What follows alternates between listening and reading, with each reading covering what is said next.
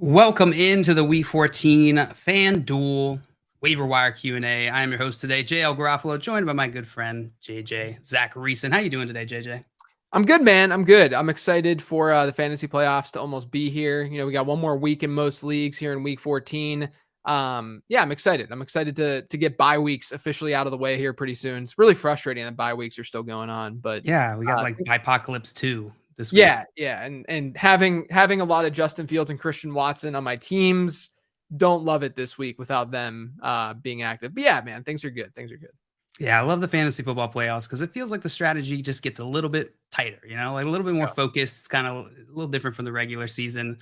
We are here answering any of your Week 14 waiver wire questions. We prioritize the waiver wire questions, but probably answer other questions too. We're not opposed to it.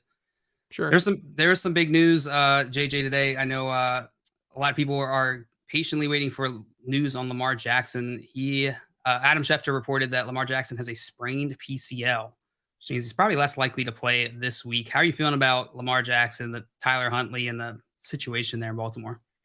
I feel like there's a perception out there that Tyler Huntley was like a better fantasy asset than he actually was last year, or like that he's a better player than he actually is. And like, no shade, like he's a backup quarterback.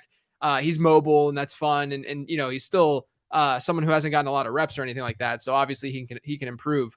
But last season he had 5 games where he threw the ball 30 plus times. In those 5 games, he averaged about 16 fantasy points per game, which is nothing special. But that's also skewed by a 35.9 point performance against Green Bay last year. And so if you remove that, I mean, not to say if you remove that game, but if you look at that 16 points per game average, 4 of those 5 games were below 16 points. It's just that one game is really skewing that average and bringing it up. If you look at Number Fire's expected points model, this was courtesy of my buddy Jim Sonis. He found that last year, Tyler Huntley's expected points added per dropback, or net expected points per dropback, which is Number Fire's expected points model, was minus 0.12, which is horrific. I mean, that's a really, I mean, average is like, I would assume average this year is probably closer to like 0.1 or 0.08 or something like that. What does that mean? What does that number mean? So it's basically expected points is basically like every spot on a football field has some sort of expected point value. So when a team, let's say it's 2nd and 5 on the 50 or something like that, the expected point on that drive is, 1.5 or something like that, depending on where they are on the football field. And then when a play happens, that either increases the expected points on the drive or it decreases it. And so whoever's part of that play then gets credited to that difference and that differential. Okay. So if players are consistently adding to their drive and doing good things. So this is another thing that you can look at, when there's like a goal line back or a short yardage back, where their yards per carry is not going to be very high because they're only going to gain 1 or 2 yards to convert that first down or convert that touchdown. You can look at expected points because if they convert that first down, if they convert that touchdown, that's a positive expected points play. And so I look at things like success rate, which is a more binary way of looking at it, where it looks at and says, this guy was a success on this play or he was not. And then you can say, okay, this guy has a success rate of X, this guy has a success rate of Y, and you can compare and contrast that way instead of just looking at something like yards per carry or yards per attempt. So Tyler Huntley effectively versus what the average play has done over the last like decade or wherever it dates back to was well below average, like per dropback. It's a smallish sample size. So like things like fumbles and turnovers can really alter that. Cause if you think of it, like let's say you're at the goal line and your expected points on that drive might be like 5.5 or something like that. If you're at like the 1 yard line and you throw a pick six, then all of a sudden that goes from 5.5 to -6 the other way. So that's 11.5 point swing. Right. So obviously that's a very bad thing for your overall total and your overall expected points per dropback. But with that being said, Tyler Huntley was not that great through the air. We have to get out of our minds, I think, that he's some like stud fantasy asset. And then the other thing to keep in mind, Lamar Jackson has not been a stud fantasy asset himself. I mean, basically since like week 4, he hasn't been this like high-end QB1 that people drafted him to be. And so would we really expect Tyler Huntley to be better / significantly better than Lamar Jackson? I think logically, of course anything can happen. We should be open about range of outcomes and stuff like that. But I think logically we should say no. They have a 16.75 implied team total this week against Pittsburgh. That game has like a 36.5 point over under according to FanDuel Sportsbook. It's just like, there's a lot of things pointing to Tyler Huntley like not being a great play. I Yeah. think that you could go to like Ryan Tannehill over him this week, and I'd feel a little bit more confident. I wish that Treylon Burks were playing, but I would feel a little bit more confident with that. Yeah, Baltimore really hasn't set Lamar Jackson up to succeed there, so Right. it stands to reason. Huntley is going walking into that same terrible situation. Speaking of Huntley, Dustin in the chat has a question for us: Purdy, Baker, or Huntley? Which of these three guys are you picking up? Jimmy Garoppolo had having the broken foot, seemingly broken foot, uh, and Baker obviously being released from the Panthers here. Which of these three guys are you prioritizing? Yeah, I don't think that we've gotten. I don't think the waivers have, or I don't think he's been claimed yet, Baker. Right, so we don't really know what's going on there. I think Purdy's probably the one if you want like if you need someone that like the full season, because I think Lamar might only be out 1 or 2 weeks with this injury, and he's gonna play. Even if he's like 90%, I bet you he would still play. So maybe Purdy's the guy here, because again, I don't feel like that confident in Huntley this week against Pittsburgh. And so I think I'd rather just take a chance on someone like Purdy, who could hypothetically be the starter from here on out. It's obviously a very influx situation. Like anything can change. I still want the Colts. This is my dream. The Colts get Baker Mayfield off waivers. I don't even know what claim. I think they have in like the 20s or something like that. I don't know. I have no idea. So the Colts get Baker Mayfield. They drop Nick Foles, and Nick Foles goes to San Francisco and he wins the Super Bowl. Yeah. Oh my God, the story. Is amazing. Nick Foles Hall of Famer then? He does that. I mean, if Eli's in the right? conversation, then Right, two-time Super Bowl MVP. That's a great point. So Purdy's the guy that you were prioritizing out of this group here. I guess, yeah. I mean, if you want to go Huntley, I can understand. I don't think you can go Baker just because we have no idea at this point where he's going to sign, if he's even going to be a starter or get playing time this year. Yeah, and Dustin coming in with some more information. The Colts are 9th on the waiver list, and he said they go through around 4 p.m. So we'll probably get some more information there. And then my morning coach in here, Andrew Cooper. I just weird calling him Andrew Cooper fully. Coop in here saying expected points every week. I expected Kyle Pitts to score points, and then he did it. There it is. That's how you calculate it. You got some in here. You got some tea going on over there, JL? I got some tea, a little green tea. Yeah. Oh, nice. I got some. Oh, look at us. We have the same mug. My go-to. Same mugs, even. I mean, look at us. Do you double them as juice cups? I can't drink juice unless it's in this cup. You drink juice out of a mug? Yeah. No, I don't do that. Oh man, thought you were weird with me. I don't have my giant water jug around here though. It's downstairs. I gotta get that. Got to go back. You do. You gotta go hydrate after the show. Yeah. Keith in here asking, I need to stream a tight end this week. Everett, Higbee, Ingram, Henry, or Fant. Which of these guys are you? Do you like this week? I haven't done all my research, obviously, for week 14. I would assume, just looking at this list, that I would be going with Gerald Everett over these other guys. I don't mind Hunter Henry in this spot against Arizona, so you could always go that direction. But I think Gerald Everett is probably the guy. Did we just lose JL here? Maybe. I don't know. He's here. He's here. Cameron decided to hold me hostage. Okay. I would go Gerald Everett, I think, of this group. But again, I haven't done full research. I think Hunter Henry is pretty interesting, though, this week against Arizona, because Arizona's been horrible against the tight end position. I think they're second in adjusted fantasy points allowed to the position. And Hunter Henry's seen decent, 13-14% target shares the last couple of weeks. So I could see him having a decent day. But I think Gerald Everett is probably the play. This guy, do you expect Mike Williams to play this week? I mean, I thought that he might even be back last week, but it sounds like they just don't seem super optimistic. So I would say maybe 50-50 right now. Yeah. I think he's going to try to practice at least. Dustin with another really good question here. Who's the Seattle running back to own? Kenneth Walker dealt with an injury this past week, and then it kind of came out that it might be a strain instead of a sprain. Which of the are you prioritizing any of the Seattle running backs? And if so, which one? It's too hard. It's way really too hard right now because there's JJ Dallas, Travis Homer. There's literal injuries to every single guy until you get to Tony Jones. So, you have Kenneth Walker who's banged up. I'm not feeling very good about Kenneth Walker playing this weekend based on what some of the Twitter docs are saying. And then, you get to like Travis Homer, who was out last week. He's banged up. You go to DJ Dallas, who, yes, he saw the most snaps last week, but he also was hurt in that game. He kind of played through it. But they don't, there's an injury there where he might not even go. So I don't think that you can really confidently go after any of these guys off the waiver wire. I guess if you're going to go after one, you'd go after Tony Jones because he's the only healthy one of the group. But I have a hard time believing they would just let Tony Jones kind of run the show in that backfield, if all these guys were out. So Unfortunately, we don't have any more information right now. Hopefully we do, before waivers run tonight, if you're in a league that runs from Tuesday to Wednesday. Yeah, I'm with you. I'm just staying away from it for now until we get some more information. Roboto in here asking, should we handcuff P Ryan to Mixon for the rest of the year? So are you stashing Samaje P Ryan if you have Mixon? Yeah, I mean, I think you should stash him even if you don't have Mixon. Yeah, This is one of those things where this time of year, especially, I'm not very big on drafting handcuffs.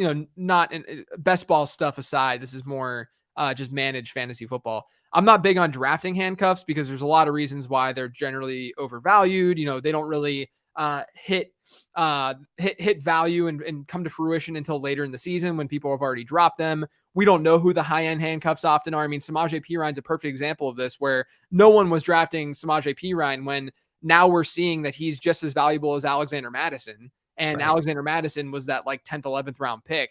So it's just, it's not someone that these handcuffs aren't players that I draft typically.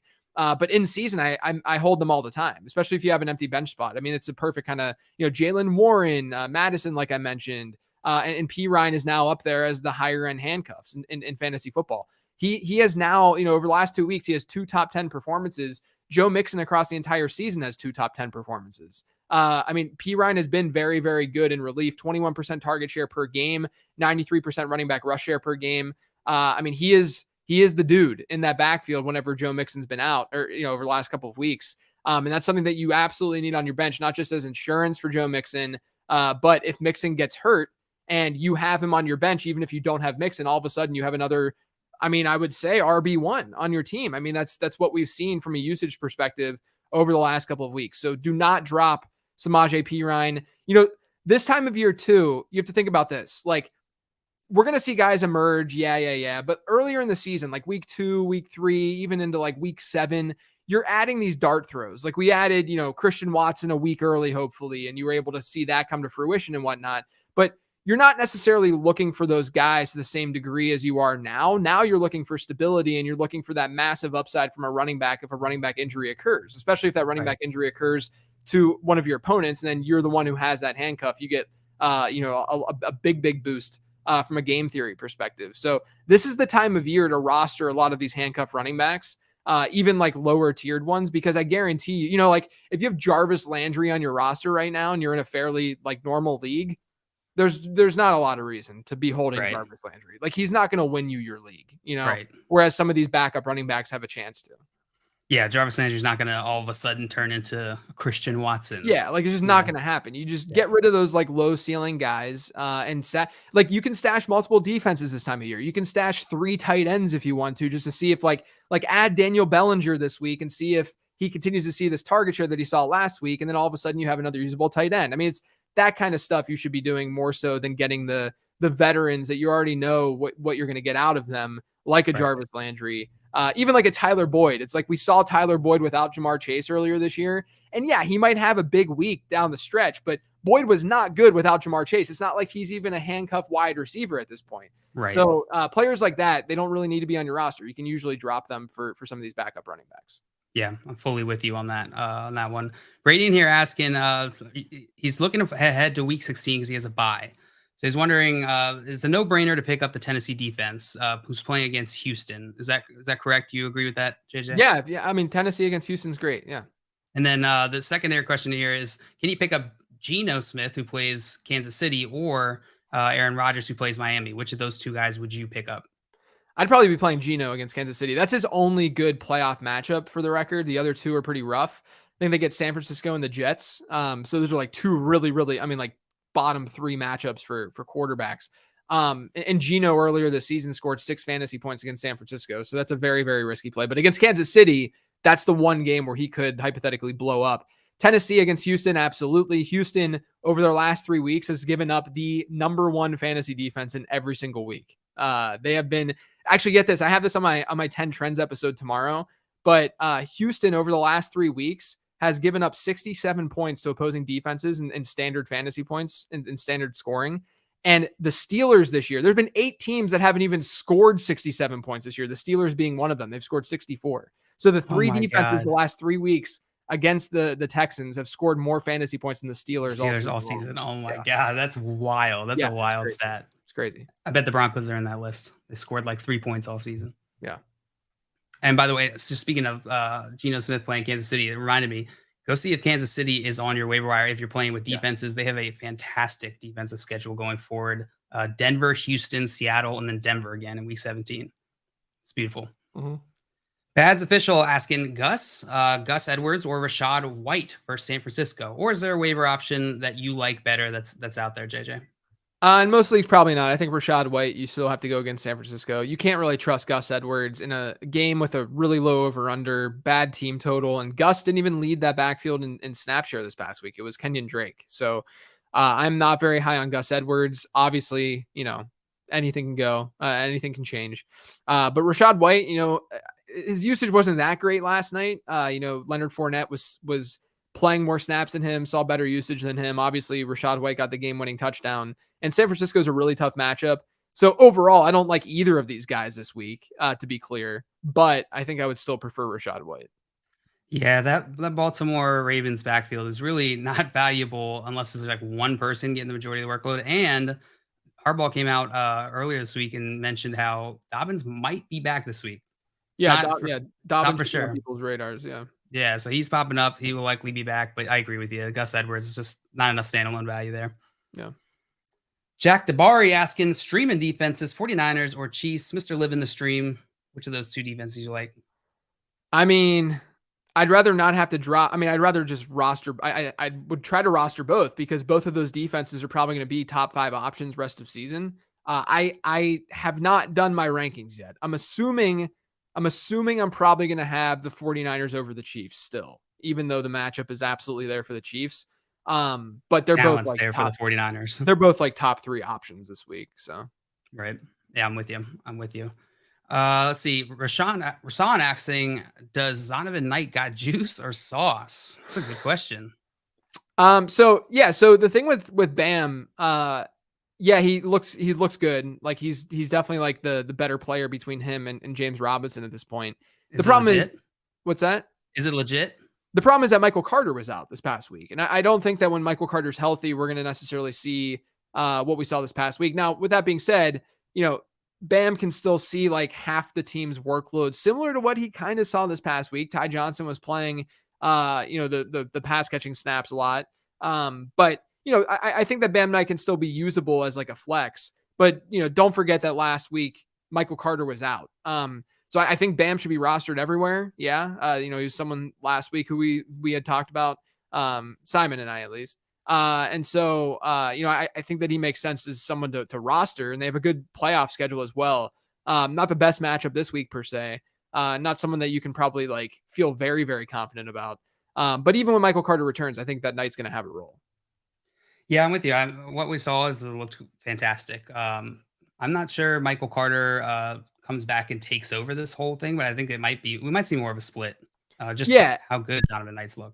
Yeah, like Michael Carter is not a bell cow back. I mean, you look at every move that the team has made, and it's showing you that they don't think Michael Carter is a bell cow back. Not in college, he shared a backfield with Javonte Williams, gets to the NFL, and then what do after his rookie season? They go and they draft Breece Hall. Breece Hall gets hurt. They trade for James Robinson. Yeah. I mean, they start using Bam Knight in that game, even when Michael Carter was active. I mean, they clearly don't think Michael Carter is a bell cow back. With that being said, he's a good pass catcher who's going to cap that upside for Knight. And he's also just going to see some early down work. Like I think Michael Carter's a good player. He's just not a workhorse. Yeah, I fully agree with you on that. Jeremy in here said Edward Poros says 2 to 4 weeks for Lamar. Given the injury and lack of production, are you dropping Lamar Jackson? I would have to dig into that in a little bit more detail. I mean, if you have like legitimate options on the waiver wire, like I'm in a league where the best option on the waiver wire is Tannehill or something like that, then I'm probably not dropping Lamar. But if the best option on the waiver wire is Goff? Yeah, I mean, Goff is obviously a little bit better. I think Goff is probably a decent enough baseline. If you feel good enough about like finding guys like a Trevor Lawrence, a Jared Goff that you can play. I mean, Lawrence has a terrible schedule, but that you can play and stream. I don't think this is like so insane. Would I be dropping him? Probably not, because I think there'd be a lot of guilt that I would feel, and I would just feel horrible if my opponent then picked up Lamar Jackson and they beat me with him. Yeah, that would be that's just one of brutal. those things where, like, psychologically, I don't think I could. That would be it. That'd be it for you, JJ. It's the Yeah. last straw. Yeah. Tommy asking, you guys think DJ Moore is worth a spot if available? My receivers are currently Jefferson, Waddle, McLaurin, Burks. Yeah, DJ Moore has a really, really good schedule rest of season. I believe I can pull it up because I have the schedule, like, grades that I have for these guys. So, Carolina wide receivers rest of season in terms of adjusted fantasy points allowed, they have the 4th best schedule. And then they have the 5th best schedule for the playoffs. So, it's a good spot for him. I mean, 3+ matchups for DJ Moore in the fantasy playoffs. They have a tough one this week, from an adjusted fantasy points allowed perspective against Seattle. But Carolina's schedule, I can pull it up too. Carolina's schedule is good enough for DJ Moore to be. They get Pittsburgh, Detroit, and Tampa Bay in the fantasy playoffs. That's pretty solid. Yeah, so you can realistically get wide receiver 3 production out of him. I would, I have DJ Moore ahead of Treylon Burks, for example, right now, rest of season. That's partially because I don't think Burks is going to play this weekend, but I think he should be rostered in pretty much every 12-team league. Yeah, he's one of those talents where it feels bad seeing him on the waiver wire. Like, he should be on a team. Just those QB concerns are present.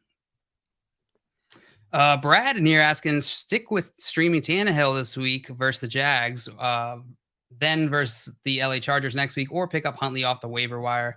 We talked about this a bit. I think you're on the Tannehill side, correct, JJ?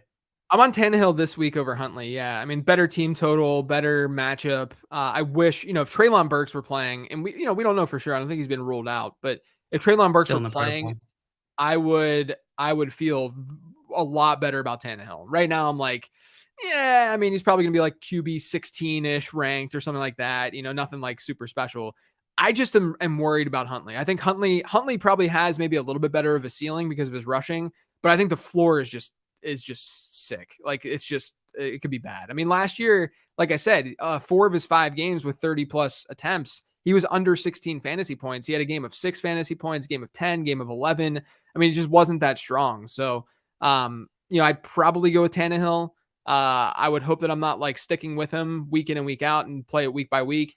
You can then see if Huntley was good or not. Like, if you're really relying on streaming right now, I would be rostering multiple quarterbacks. I would not just be rostering one, because then someone might be able to get that other quarterback. Like, what if Huntley does go off this weekend and then you could rely on him next weekend?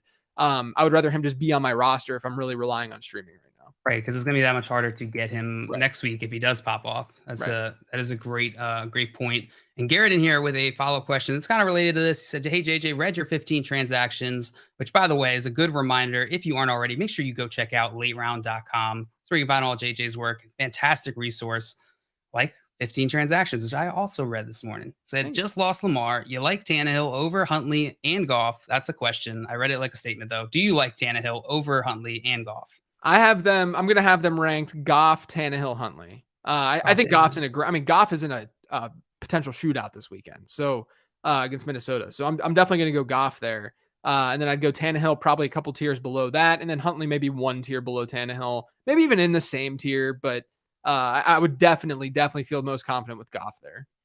Yeah, I said this morning on our morning show. If you want a cool like 12 to 16 points, Ryan Tannehill is your guy. Yeah, that's right where he lives. Let's see. We got a Grim fan in here. What's up, Grim fan? It said Bucks or Titans for Survivor League, JJ. He said JL knows my unbelievable story on my run this year. Yes, Grim fan comes in every week, is letting us know he's still in this Survivor League. It is truly incredible. Simon somehow gives him the wrong pick every single week. So JJ, don't let Grim down. Which of these two guys? I'm openly not a good like game pick person. Like openly. Fantasy football is my bread and butter. I feel very confident in my fantasy football ability and my analysis for fantasy football. I do not when it comes to game picks and betting, even to like just game betting. I would probably say that I would probably go with Tennessee of those two. Playing at home, Tampa Bay coming off, they have a shorter week. The San Francisco defense is no joke. I'm going to go Tennessee coming off that loss against Philadelphia. Tennessee coming off that loss from Philadelphia. Maybe they got a chip on their shoulder. Yeah. I want to look at I like looking at 538's projections, just see what, old Nate Silver is thinking. I would He's got assume it's fairly even between the two. I mean, they're both 3.5 point favorites. yeah, 78% they're giving to the Titans. Sorry, the Bucks are 3.5 point dogs, and the Titans are favorites. Okay, so yeah, and then 49% for the Buccaneers. So Yeah, 538 thinks Titans is a safer play here. yeah, let's go. We're going Titans. Going Titans. So what's this one? Cyclaw in here says streaming golf this week with Fields on bye with Taylor Stevenson, Pierce, Swift, Walker, and Connor on my team. Can I drop Jeff Wilson if I'm not going to play him the rest of the year? No, I mean, these are the situations where you have to make sure that your opponents can't use them. And Jeff Wilson, yes, it was a horrible, horrible week from every angle imaginable for Jeff Wilson last week. They didn't run the ball at all. They had a crazy pass rate over expected. And he also played behind Raheem Mostert in that game, which is the first time that we've seen that since he was traded to Miami. But it's a 1-game sample. It's a 1-game thing. I would try to hold on to him because running backs who see volume are just hard to get. You hypothetically could be helping another team by dropping him. I know it doesn't seem like it right now, but it still could happen. Yeah. You got to be able to look at that other end of the spectrum too, right? It's not just your team. You're playing against your league mates here. So looking at it from their perspective is super helpful. That's great advice here. Grim Fan asking, considering dropping Brian Robinson, should I grab Foreman or Akers? Are you picking up Foreman or Akers over Robinson here? I would probably go Foreman if you're going to drop Robinson. I'd try to keep Robinson though and Foreman, and just kind of ignore Akers. Akers this past week saw like a 73% snap share in that backfield. That was up tremendously. I mean, basically him and Kyron Williams flip-flop their snap shares from week 13 to 14, or sorry, 12 to 13. But that had to do with game script. The LA was in that game. They didn't have any plays run while trailing by 10 plus points. The week before that, they had 30 plays run while trailing by 10 plus points. That when that happens, you're going to throw your pass catching back behind or in the backfield, and that would be Kyron Williams. So I think we're going to see this like yo-yo back and forth, annoying backfield, and it's a bad offense. I mean, it's just, I could see Akers being fine this week because they get Vegas, and it's not a bad matchup, but I still think Foreman's in a great matchup too against Seattle. So I'd probably go Foreman over Akers, but I would try to hold B-Rob. B-Rob's seeing great usage right now.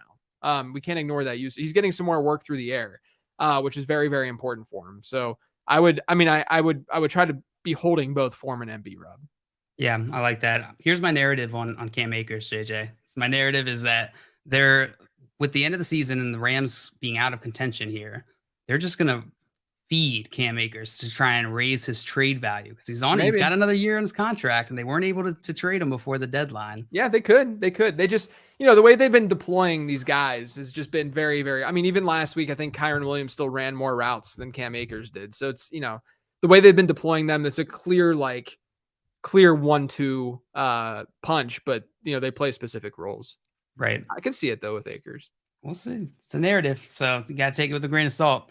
We got 2 more questions here. We'll rapid fire before wrapping up. Cyclops asking, rather drop Pickens or Deshaun Watson and then for Goff?